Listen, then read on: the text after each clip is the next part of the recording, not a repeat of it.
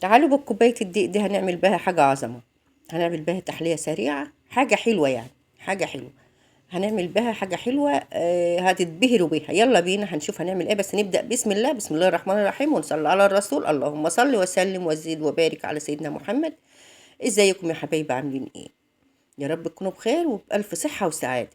هنجيب بقى كوباية الدقيق. خلاص احنا معانا كوباية الدقيق، جبنا هنا النار، يعني جبنا الطاسة بتاعتنا.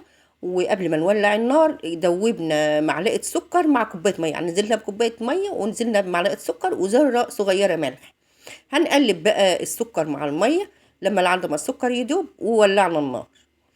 يعني ولعنا البوتاجاز على ايه، على المية والسكر وذرة ملح.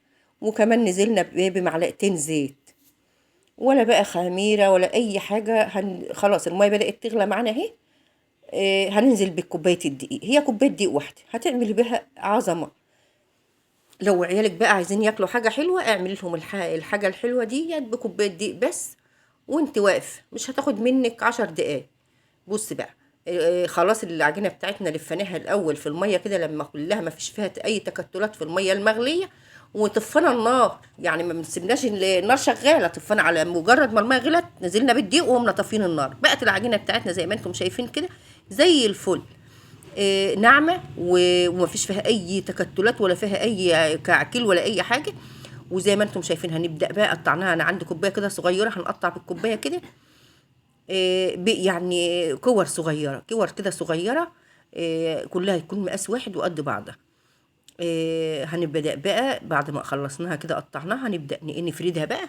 تفردها بقى بالحجم، تعملها تفردها يعني مدورة، تعملها بقى صوابع، على تعملها على اي حاجة، لو اي حاجة تشكلها زي ما انت عايز. بس انا بقى ايه قلت معانا الازازة دي، جبنا بقى بعد ما فردناها ايه، عملنا اللي زي ما شايفين كده بالازازة في النص. دايره كده. وبعدين بقى ايه، بدأنا بقى نقطع ايه في الدوائر كده، يعني الدوائر كده نقطعها بس بايه، بحرف السكينه كده. ما نوصلش لايه للنهايه، يعني ما نوصلش للاخر اللي عند الكره اللي احنا عاملينها بالازاز. يعني رسمه يعني، رسمه كده. عندي عايزه بقى تشكلها على اي حاجه شكلي. بس انا بقى ايه، يعني قلت هعملها كده. بصوا بقى، بصوا اهي. نعملها كده ما توصليش للاخر، يعني ما تقطعش عشان ما تقطعش معانا لما نيجي نشيلها. كده اهي بصوا، زي وردة، يعني زي وردة كده. خلاص احنا بقى ايه، جبنا بقى هنا خلاص سيبناها بقى ارتاحت شوية.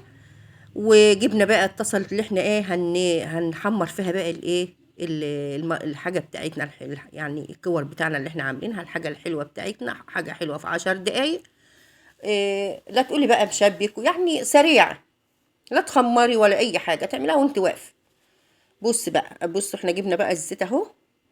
آه، هننزل بقى الزيت يا دوبك، يعني مش يسخن قوي عشان ما تاخدش اللون معانا بسرعه وتتحرق معانا. لا يا دوبك الزيت كده يسخن، ننزل بقى بالايه، بالمعجنات بتاعتنا.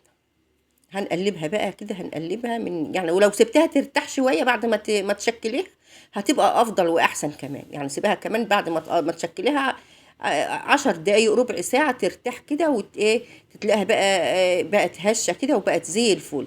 بصوا، ما اقدرش اقول لكم، بصوا جميله جميله كده وايه، وبتقرمش وزي الفل. هنطلعها بقى على طبق. وطبعا انا عامله كنت مجهزه الشربات عندي جاهز، حاطاه في التلاجة، يعني عامله كده برطمان شربات تقيل، وحاطاه في باب التلاجة. طبعا بصوا، انا بطلع كده الاول وبعدين الاخر بقى ايه نعمل. انا نزلتها في شربات، بس اللقطه دي اتحذفت ما جاتش. وزي ما انتم شايفين ده الشكل النهائي لينا، ومقرمشه وزي الفل.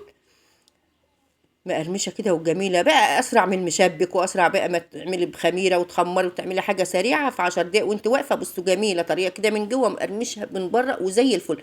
وعملونا لك يا حبايبي، ومتابعه واشتراك في القناه، وما تحرمش منكم ابدا ابدا كل حبايبي اللي بتابعوني من كل مكان. ربنا يبارك فيكم يا رب.